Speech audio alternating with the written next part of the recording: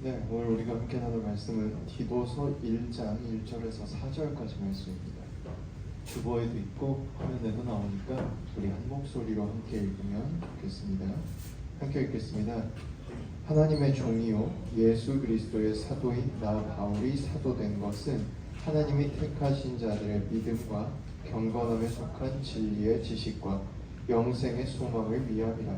이 영생은 거짓이 없으신 하나님이 영원 전부터 약속하신 것인데 자기 때에 자기의 말씀을 전도로 나타내셨으니 이 전도는 우리 구주 하나님이 명하신 대로 내게 맡기신 것이라. 같은 믿음을 따라 나의 참 아들 된 디도에게 편지하노니 하나님 아버지와 그리스도 예수 우리 구주로부터 은혜와 평강이 내게 있을지어다. 아멘. 반갑습니다. 날이 갑자기 추워서 감기 다들 조심하시고 건강했으면 좋겠습니다. 오늘 말씀의 제목은 은혜와 평강입니다. 오늘 말씀을 보면요, 말씀 먼저 좀 살펴볼게요. 예수 그리스도의 사도인 나 바울이 까지 했어요. 그리고 나서 사도된 것은 이라고 덧붙입니다. 원래 이 바울 사도가 살았던 시대에 사도라는 명칭은 예수님의 제자들에게 붙는 명칭이었습니다. 예수님의 제자들이 말씀을 선포하고 예수님이 행했던 것과 같은 기적을 행하고 다녔어요. 그래서 그들을 사람들이 주의 사도라고 불렀습니다. 그런데 바울 사도는 예수님의 제자가 아니었어요. 오히려 예수님이 부활하시고 승천하신 후에 예수님을 믿는 사람들을 박해하던 사람이었습니다. 그런데 그를 사람들이 사도로 받아들여주기 시작했고 바울 사도도 스스로를 그리스도의 사도라고 말하기 시작했어요. 그러다 보니 그 자격에 대한 얘기가 나오기 시작했어요. 그래서 바울 사도는 그 자격에 대해서 처음에는 이렇게 말했습니다. 내가 예수님을 만났다. 내가 다메섹으로 가던 길에 예수님이 나를 만나주셔서 내 눈을 멀게 하시고 나를 불러주셨다. 그래서 나를 이방인들의 사도로 삼아주셨다 라고 말했습니다. 그런데 잘 생각해보다가 아마 이런 생각을 한 것 같아요. 내가 아무리 나의 체험을 말하고 간증하고 사람들에게 전해도 아무도 믿어주지 않으면 아무 소용이 없구나. 그래서 오늘 디도서에서는 이렇게 시작합니다. 예수 그리스도의 사도인 나 바울이 사도된 것은 하나님이 택하신 자들의 믿음과 경건함에 속한 진리의 지식과 영생의 소망을 위함이라. 나는 나의 말을 믿어주고 하나님을 따르는 그들과 내가 전하는 하나님의 말씀 그 속에 하나됨 속에서 사도가 된 것이다 라고 말하는 거예요. 그러면서 이 영생은 거짓이 없으신 하나님이 영원 전부터 약속하신 것인데 영원 전부터 하나님이 영원한 생명을 약속하셨는데 자기 때에 자기의 말씀을 전도로 나타내셨으니 이 전도는 우리 구주 하나님이 명하신 대로 내게 맡기신 것이라 라고 합니다. 이때 자기 때가 뭘 뜻하는지 정확히 알 수 없지만 뭔가 하나님께서 정하신 무언가의 때, 그 순간이라고 알 수 있죠. 그때 전도로 나타냈고 그 전도, 말씀을 전하는 것, 사람들을 받아들이는 것이 하나님의 말씀과 영생이 선포됐고 그것이 지금 내 손에 맡겨져 있어. 즉 내가 사도로서 이 편지를 쓰고 있어 라는 것을 강조하는 내용을 쭉 말하는 거예요. 그리고 4절에 이제 본격적인 서론이 나옵니다. 같은 믿음을 따라 나의 참 아들 된 디도에게 편지하노니 돼 있죠. 디모데한테도 똑같이 아들이라고 했잖아요. 디모데가 바울 사도의 아들이 아닐 거라는 건 그 누구나 추측하고 동의하는 일입니다. 왜냐하면 바울은 원래 히브리 사람이고 디모데는 이름 자체로부터 이미 헬라 사람으로 태어났기 때문이에요. 디도도 마찬가지입니다. 디도라는 이름도 히브리 이름이 아니에요. 그런데 아들이라고 부르고 있다라는 것도 봐서 아마도 디도 역시 바울 사도의 제자였고 그가 굉장히 사랑하고 신뢰하는 이였을 것이다 라는 걸 알 수 있습니다. 그러면서 말하기를 하나님 아버지와 그리스도 예수 우리 구주로부터 은혜와 평강이 내게 있을지어다 이렇게 시작하고 있어요. 오늘 사실 이 말씀을 분석하자면 바울 사도가 사랑하는 제자 디도에게 여러 가지 가르침을 주기 전에 내가 이런 편지를 쓸 수 있는 자격에 대한 얘기를 먼저 쓰고, 내 사랑하는 제자, 내 사랑하는 아들과도 같은 이 제자에게 내가 편지한다. 네가 내 말을 들었으면 좋겠다 라고 기록하고 있다라는 걸 볼 수 있습니다. 우리가 도대체 이걸 어떻게 하나님의 말씀을 이 속에서 어떻게 발견해야 되느냐, 이 말씀을 봤을 때 어떻게 사랑해야 하는지, 어떻게 서로 믿어야 하는지가 나와 있어요. 아까 제가 얼핏 말했지만, 아무리 누군가가 여러분에게 내가 널 사랑해, 하나님이 널 사랑하라고 했어, 네가 간절하고 행복했으면 좋겠어, 네가 열심히 잘 살았으면 좋겠어 라고 누가 아무리 말을 해도 여러분이 안 믿으면 어떻게 해요? 아무 소용이 없어요. 바울 사도가 사도라고 아무리 주장해도 아무도 믿어주지 않으면 아무 소용이 없는 거예요. 근데 사람들이 믿어줬고 그의 말에 귀를 기울여줬습니다. 그때 비로소 하나님이 하라고 하신 그 말씀들이 빛을 발하기 시작하는 거예요. 그리고 특별히 제자에게 바울이 하는 말을 들으십시오.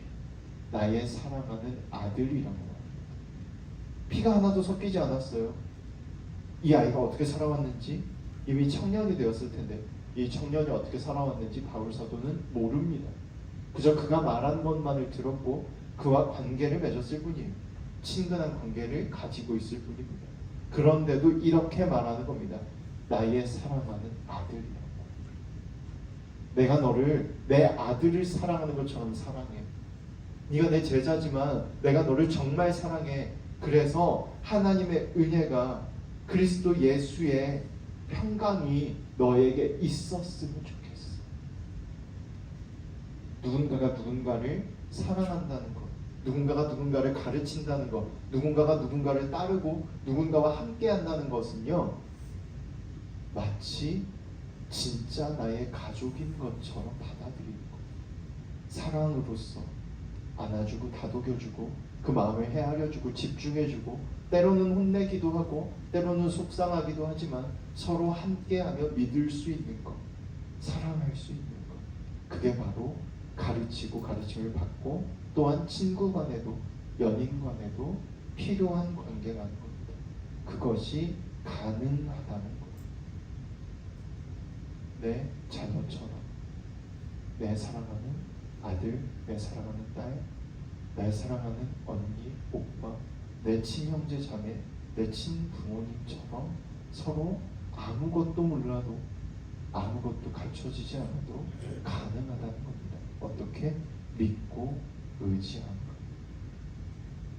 그렇게 사랑할 수 있다는 거예요. 우리의 힘과 능력으로 되는 게 아니에요, 사실. 그렇게 하려고 노력한다고 그렇게 될까요? 사실 친형제, 친자매도 꼴보기 싫을 때가 있잖아, 그치? 그런데 어떻게 남인데 진짜 가족만큼, 가족보다 더 사랑할 수 있을까? 바울 사도가 말한 것처럼 하나님의 평강과 은혜가 있기 때문에 가능합니다. 누군가를 온전히 사랑한다는 건요, 먼저 내가 사랑받았음을 깨달아야 돼요. 근데 가족 사이에서는요, 특히 한국이 심한데 부모님들도 그 부모님에게 온전히 사랑받지 못했어요.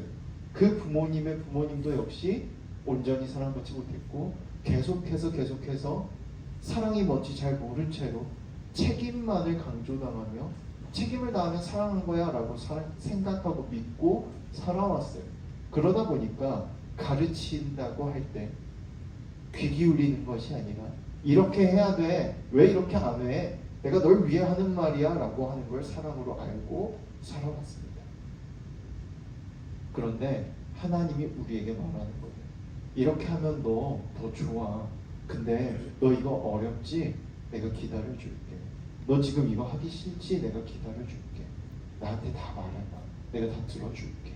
하나님은 우리에게 이렇게 사랑을 주셨고, 그런 하나님을 만나면 내가 연약하고 부족하고 내 욕심도 있고 내 고집도 있고 내 멋대로 했지만 이런 나를 믿어주시고 기다려주시고 사랑해주셨구나. 그리고 이제 나에게 이게 더 좋은 길이야. 지금까지 너 하고 싶은 대로 해서 아팠잖아, 힘들었잖아. 이 길로 가면 어때? 내가 널 기다리면서 네가 괴로워하는 모습을 보면서 많이 아팠단다 라고 해주는 하나님의 음성을 들으면 이런 게 사랑이구나 알게 돼요. 사랑을 경험해 봤으니 이제 누군가에게도 그 사랑을 줄 수 있게 되는 거죠. 짧게 제 얘기 하나만 하고 마치겠습니다. 되게 이렇게 저렇게 사랑한다고도 많이 하고 여러분에게 관심을 가지려고 노력을 제가 많이 하는 편인데, 원래 제 성격은 되게 매정해요. 그럼 자라는 환경이 달랐냐? 저희 자라는 환경은요, 제가 어렸을 때부터 하루가 멀다 하고 맨날 아팠거든요. 속이 약해가지고 맨날 두통 있고 맨날 토하고 맨날 열이 나고 맨날 설사하고 그랬어요. 그래서 어머니께서 어느 순간 지치셔가지고 제가 아프다 그러면 이렇게 말씀하셨습니다. 네가 아프다고 생각하니까 아픈 거야. 이거 하고 싶다고 말해도 집이 가난해서 할 수 없었어요. 이거 하기 싫다고 말해도 집사님 아들이니까 해야만 했어요. 무조건 해야 됐고, 심지어 집사님 아들이니까 해라 라는 말이 안 통하니 제가 어렸을 때 목사가 되겠다고 내뱉었는데 목사 될 사람이니까 해라 라고 말씀하셨습니다. 공부를 시킬 때도 그랬고, 이것저것 제가 요구하는 거 제가 말하는 건 하나도 들어주시지 않으시고 오로지 저에게 이렇게 해라만 강요했어요. 고등학교 졸업할 때쯤이 되니까 어머니도 믿고 아버지도 미웠습니다. 너무너무 싫었어요. 근데 목사로 살아가기로 했고 신학대학에 들어갔으니까 그래도 열심히 해야 되잖아요. 열심히 하고 부모님한테 연락도 거의 안 하고 그냥 가끔 연락 오면 연락 받기만 하고 이렇게 살았어요. 그러다가 군대를 갔는데 계속 고민을 하고 기도하던 중에 마음속에 걸리던 게 있었어요. 내가 내 가족도 사랑하지 못하면서 목사로서 다른 사람들을 사랑할 수 있을까? 너무나도 두렵고 무서웠어요. 저희 어머니, 아버지 저 대학원 졸업할 때까지 졸업식 한 번도 온 적 없고 입학식도 한 번도 온 적 없습니다. 군대 갈 때 이때도 저 혼자 집에서 출발했어요. 집에서 배웅해 주셨고 집에서 저 혼자 출발해서 저 혼자 기차 타고 저 혼자 버스 타고 저 혼자 갔습니다. 동생 입학식에는 항상 다 가셨고 동생 졸업식에는 항상 다 가셨어요. 동생 입대할 때 논산까지 가셨습니다. 동생이랑 저랑 한 살 차이밖에 안 나요. 원망이 있었겠죠. 군대 가서도 1년 동안 열심히 고민하고 기도했습니다. 이런저런 활동들을 하고 부모님께 사랑의 편지를 쓰라는데 사랑의 편지가 안 써져요. 사랑의 마음이 있어야 사랑의 편지가 써지지, 안 그래요? 열심히 고민하고 기도하다가 먼저 해보기로 했습니다. 사랑하지 않지만 사랑한다고 말해보기로 했어요. 전화를 걸었어요. 군에 있으니까 제가 전화 안 하면 전화를 못 거시잖아요. 전화를 걸었습니다. 어머니 사랑합니다 라고 말을 했어요. 펑펑 우시게. 내 마음에 감동이 있었을까요? 아니요. 그냥 했다니까. 내가 먼저 해야 되니까. 해야 될 것 같아서. 한 번, 두 번, 세 번 습관처럼 하기 시작하고 어느 날 어머니가 어떤 마음으로 저를 대하셨는지 느껴지기 시작하고 얼마나 힘드셨는지 어떻게 해야 될지 몰라서 얼마나 방황하고 괴로워하셨는지 어떻게 해야 될지 몰라서 더 강하게 키우려고 더 강하게 다그치셨는지 알게 됐어요. 그리고 나서 2년, 3년 정도 지났을 때 드디어 진심으로 말할 수 있게 됐습니다. 사랑합니다. 누군가를 사랑하는 거예요. 어려워요. 어렵죠. 누군가를 진심으로 사랑하는 거예요. 어렵죠. 이해되지 않고 납득되지 않을 때 더 힘들죠. 근데요, 믿고 해보면, 시작해보면 돼요. 시작해보면 된다니까요. 바울 사도도 마찬가지예요. 유대인으로 살면서, 바리새인으로 살면서, 율법학자로 살면서 끊임없이 혼나기만 했습니다. 이렇게 해야 돼 라고 했어요. 그리고 그 기대를 이뤄내서 당대의 가장 유명한 학자의 제자로 들어갔고 유명한 학자가 됐고 제사장들에게 인정받아서 일부 권한을 위임받아서 활동까지 할 수 있었습니다. 그러던 사람이 갑자기 예수님을 만났어요. 그리고 나서 예수님이 바울 사도에게 말합니다. 괜찮아, 너 그동안 많이 힘들었지? 그렇게 하고 사람들을 핍박하고 너 잘난 거 드러내려고 애썼지. 증명하기 위해 힘들었잖아. 괜찮아. 내가 너 알아. 앞으로는 안 그래도 돼. 그 사랑을 받아서 바울 사도도 누군가를 사랑할 수 있게 됐어요. 끊임없이 기도하며 하나님을 만났다고 말했던 제가 부모님을 사랑하지 못했지만 그 사랑을 기억하고 한번 해보자라고 믿고 해보기 시작해서 어느 순간 진심으로 이해하고 사랑할 수 있게 됐습니다. 여러분도 가능해요. 누구나 다 할 수 있어요. 왜 못하냐면요, 불안하고 두렵고 억울하거든요. 내가 먼저 하는 것이 생각보다 굉장히 억울하거든. 왜 내가? 라는 생각이 들어요. 그런데 시작하게 되면 내 삶이 굉장히 많이 바뀌게 됩니다. 하나님이 여러분을 사랑해 주셔요. 하나님을 만날 수 있으면 좋겠어요. 먼저 만나고 언젠가 용기를 얻어서 누군가에게 먼저 사랑을 줄 수 있으면 좋겠어요. 여러분의 마음, 괴로움, 어려움, 망설임, 불안, 하나님이 다 알고 계시네요. 오늘도 여러분을 만나기 위해서 늘 여러분 곁에서 기다리고 있어요. 그런 하나님의 사랑을 발견하고 만나고 또한 언젠가 전할 수 있기를 원합니다. 응원합니다. 사랑합니다, 여러분. 진짜로 여기 와준 것만도 너무 고맙고, 얘기 들어주는 거 너무 고맙고, 애써줘서 너무나도 고맙고 많이 사랑합니다. 기도하겠습니다. 한지 정도 부탁드립니다. 손 모으고 눈 감아주시고요. 여러분 안에 혹 외로움이 있다면, 어려움이 있다면 지금 떠올려 주셨으면 좋겠어요. 하나님이 여러분들을 사랑해 주십니다. 여러분이 외로워할 때 여러분 곁에 여러분이 말해줄 거라고 믿으며 기다리고 계십니다. 여러분을 사랑하는 마음으로 기다리고 있어요. 그 하나님께 말했으면 좋겠어요. 기도는 대화예요. 그냥 내 속에 있는 걸 하나님께 말하면 됩니다. 들어주실 거예요. 목소리 내실 수 있는 분은 내셔서 하시고, 마음으로 하실 분들은 마음으로 하시기 바랍니다. 기도합니다.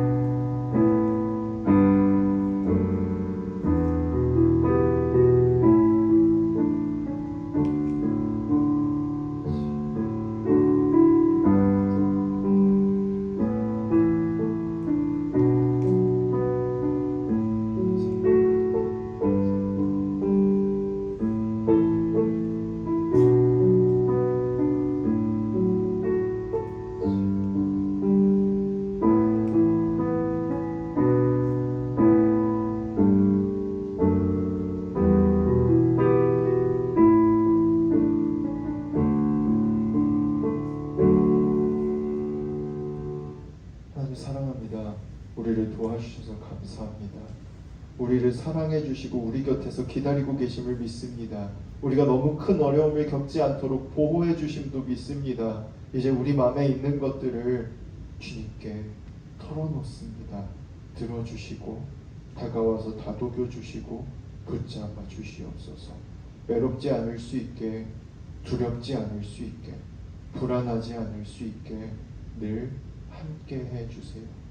우리를 사랑해 주시는 줄 믿으며 예수님 이름으로 기도